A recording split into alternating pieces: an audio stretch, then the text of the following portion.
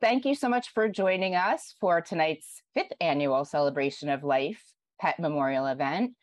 My name is Michelle Leifer. I'm the director of the USDAN Institute for Animal Health Education at the Schwarzman Animal Medical Center. So the mission of our institute is to be the go-to place for reliable and up-to-date pet health information. We host monthly educational events, distribute a weekly newsletter, and have built a comprehensive pet health library. But a very important aspect of what we do is to celebrate the strong bonds that we all have with our animal companions, which is how this event came to be. It was a great honor to see all of your photos and read the beautiful words of love that you submitted for our slideshow, which will play at the end of tonight's event. And I want to thank our education coordinator, Kimberly Young, for doing such a fantastic job putting it together. It is now my great pleasure to welcome licensed veterinary technician Maria McKenna to share some thoughts. Maria has worked in AMC's medical and radiation oncology services for the past 11 years. As a staunch advocate for providing quality end-of-life care, her primary focus is animal hospice. Please welcome Maria McKenna. Thank you, Michelle. Hi, everyone. It is an honor to be a part of this experience among an extraordinary community of people who have cared for a beloved animal and gathered the courage to be with them until the end. It never gets easy. That said, I hope you all find comfort in the fact that you provided your pet and family member with the same undying love at the last phase of their life as you did throughout it. Life being the operative term, just by being here, I can see that you gave them a wonderful one. When Judith asked me to participate in last year's celebration, I scrambled to come up with an appropriate presentation that included an anecdote or two that I could share in the hope of providing some solace for those who've experienced a recent loss and others who are still recovering from previous ones. As the day grew closer, so did my anxiety for public speaking. In the early morning hours on the day of the event, my mother's aide called to tell me that she was rushed to the emergency room. She suffered from heart complications brought on by end-stage kidney failure. She died moments before I could be by her side. Although she was very sick, I was shaken by the suddenness of it. Once the shock subsided, I was somehow comforted by knowing that she didn't consciously suffer for long and passed away quickly, at least according to the critical list who tended to her at the end. Later that morning, I contacted Judith and let her know that I couldn't make it. Less than 2 weeks later, I euthanized my beloved cat, Nigel, who developed an invasive and fast-growing esophageal tumor that prevented him from eating. Needless to say, losing my mother and my cat within the space of 2 weeks made me far more equipped emotionally and spiritually for this event that Judith and the USDAN team were kind enough to ask me once again to be a part of. People often ask me, how do you know when it's time to say goodbye? One would think that working primarily in cancer care, I would have a wealth of insight on the topic, especially having had to make those decisions on behalf of my own animals. No one can make that determination with complete certainty. There's no lightning bolt and little science that can dictate what's in your heart. I've been a licensed veterinary nurse for over 15 years, and I can honestly say that despite the number of final catheters I've had to place, I've never been numbed to the task. At AMC, where I've spent the last 11 of those years, I've had the great fortune to work with some of the finest and most compassionate veterinary professionals I'll ever know. I can sincerely speak on their behalf when I say that when you ache, we ache. We do our best to put on a brave face, yet we weep as you weep, but in silence. This celebration is a testament to the fact that we are always here for you to provide strength and guidance, even after your beloved pet has passed on. Thank you for being here. Here's a poem that I was intending to read last year, and instead I wound up putting it on my mother's prayer card. So I'd like to share it with you today.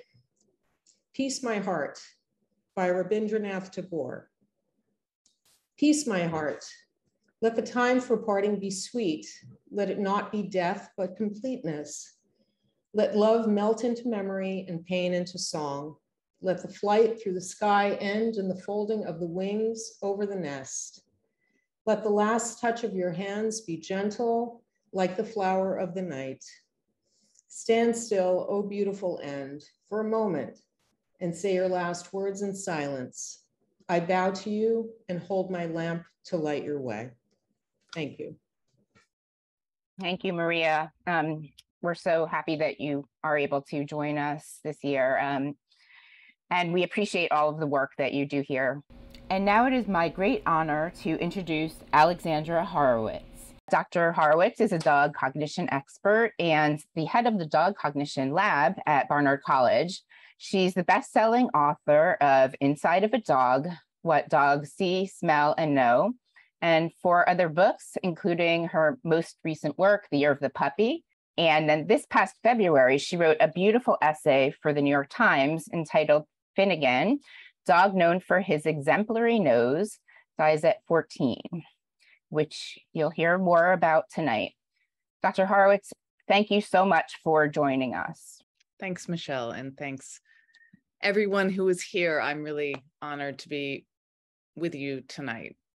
As Michelle said, I study dogs. I'm a scientist about what dogs know, what they perceive, basically how they experience the world. And I'm also a writer about dogs. So they're my subjects. I observe them for a living, but I also live with dogs and a cat.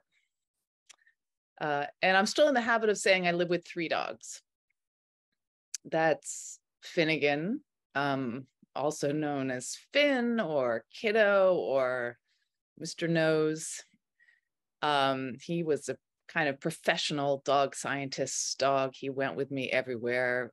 Every event I had to do, he could appear at and be the demonstration of the perfect quintessential doggy dog. And Upton, who was a really goofy, large dog. Actually, he's right there behind me. And Quiddity, the puppy. But 2 of them we lost this year, Finnegan in January and then Upton in February. So here we are. So tonight I don't want to lecture. I'm probably just going to cry. But really, I just wanted to reflect on a few things. One is what I did with some of my grief. You know, I'm a writer because of dogs. I was a scientist of dogs, but it was the dog in front of me who I lived with, who I observed every day, who prompted me to write about them, to make the science relevant to others in their lives and their relationships with their animals, like it was relevant to me. As a result, you know, I was thus afforded the opportunity, as Michelle mentioned, to write about Finnegan, who died in January, and publish the piece in the New York Times. And I did so in honor of him, but also the way he'd always been part of my thinking about dogs in general, not just him specifically. I used it to think about why we don't see obituaries of animals often in the New York Times or in other papers. My essay about him ran in the op-ed section, not the obituary section.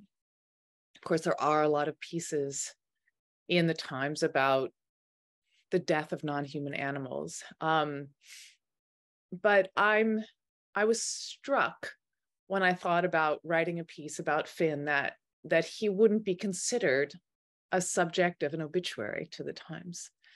And that's funny to me because obituaries are commemorations of people of meaning, of someone's life. And animals are someone's and have lives and have stories. And in fact, you are the person to tell that story.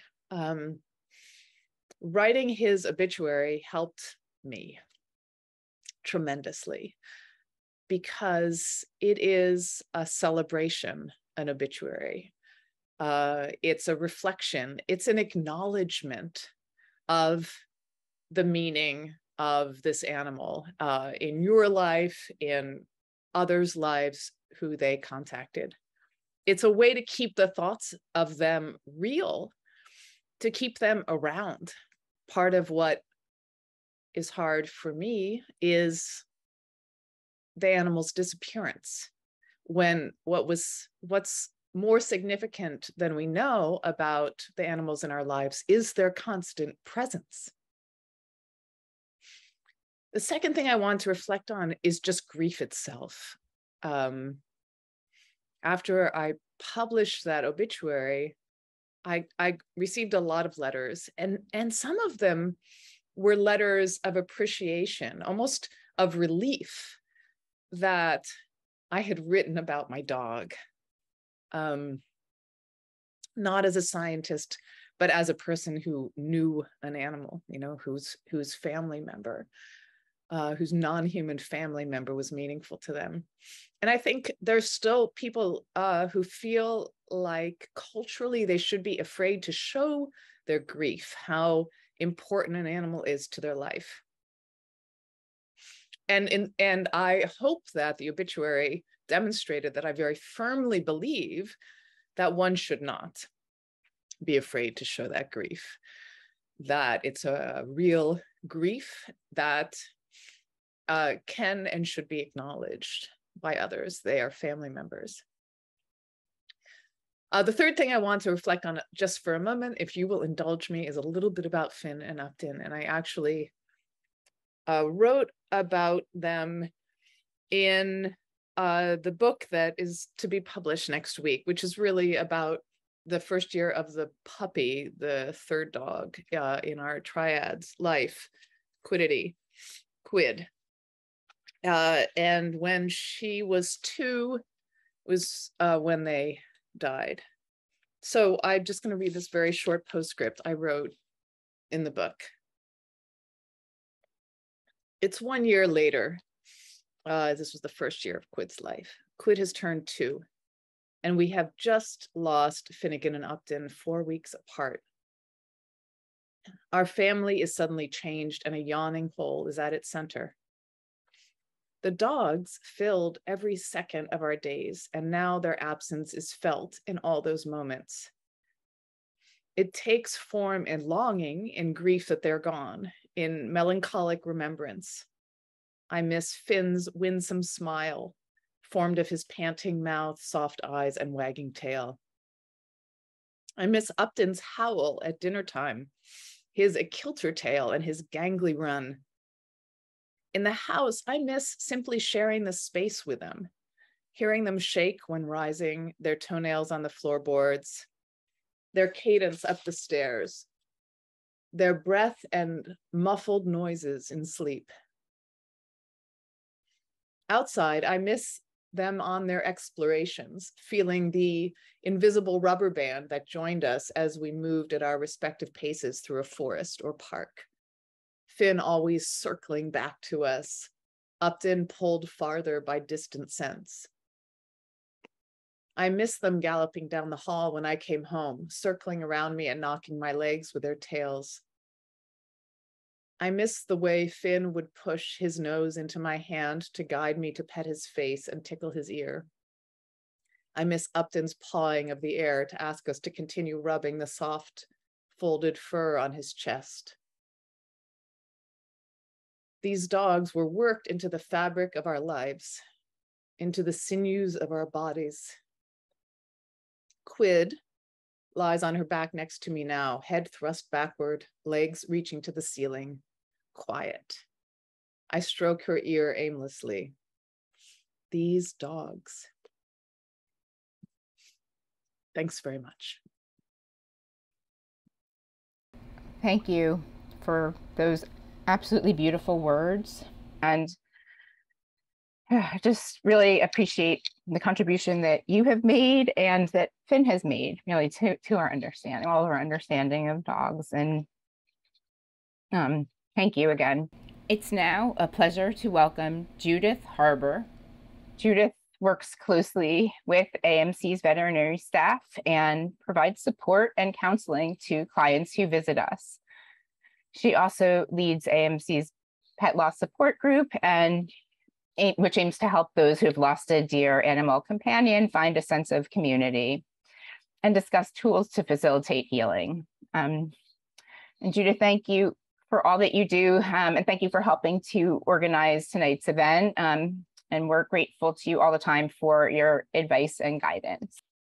Thanks so much, Michelle and Kimberly and everyone for having me and for doing this event with me. This is our fifth year.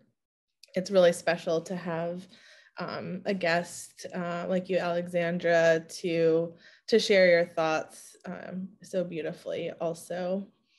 All right, so I am gonna just say a few words and then we'll go forward with our candle lighting ceremony, and then Michelle will guide us into the memorial slideshow. All right, and Alexandra, when I heard you were going to come and speak during this event, I remembered back to February, and I was so glad to be able to hear from you in person. I read your piece at that time, and it was not long after my cat died, and it was sort of exactly what I needed to read at the time. And so I'm grateful for you putting that into the world. I also just want to thank everyone who came here tonight. And I'm just going to briefly bring up a couple of themes that come up during our pet loss support groups and when I speak with clients that feel especially relevant this evening. And the first thing, which Alexandra alluded to while she was speaking, was that grieving a pet can be very lonely. The world doesn't necessarily see you as a mourner, and the relationship which she described so beautifully between humans and their animal companions is very intimate.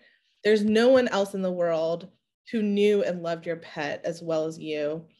And it can also feel like the pain is yours to bear alone as well. But I just want to call attention to the fact that tonight we're together, and everyone who is here, you are seen by each and every other person who is here. The second theme is about the passage of time, and this comes up a lot in our meetings.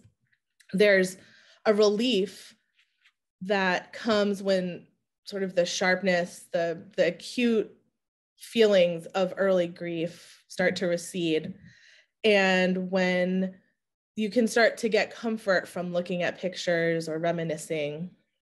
But at the same time, it can be very painful as time goes on, as the span of time widens since you last saw and held your beloved pet. That can be very painful. You don't want to forget them. You want to stay connected and to continue the bond that you shared. And that's why we're here tonight. This is a space and time for everyone here to put aside the bustle and the hum of life, the milestones maybe that are going by, that can make us feel distant from the pets that we've lost. Tonight, we're bringing their memories and the love that we have for them into this space and into the forefront of our hearts. So now I want to invite everyone to join in a candle lighting ceremony to honor the memories of your animal companions, our animal companions, so that we may all see each other's candles, because we're a big community here tonight, and I think it's a beautiful thing. I encourage everyone to set your Zoom to gallery view. So that means you can see all of the little boxes, and to set your camera in view of your candle. If you wish, you can dim the lights in your room and just get yourself set up. I'm going to give you all just a few moments to prepare your candles and position yourselves however you want to be. Gonna get my candle.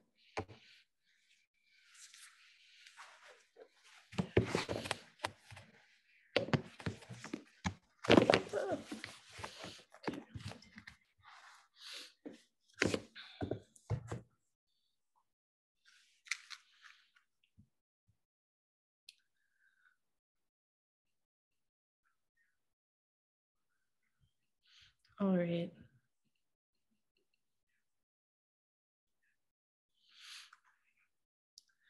Okay, it looks like a lot of people have everything ready. I'm going to begin by lighting my candle, and then I'm going to read a poem, and after that, we'll take a few moments in quiet reflection before we start the slideshow. And Kimberly will also play us some music to guide us as well.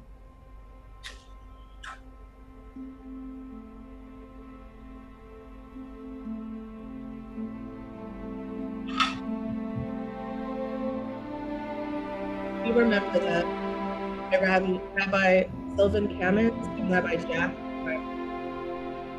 At the rising sun and at its going down, we remember them. At the blowing of the wind and in the chill of the earth, we remember them. At the opening of the buds and in the rebirth of spring, we remember them.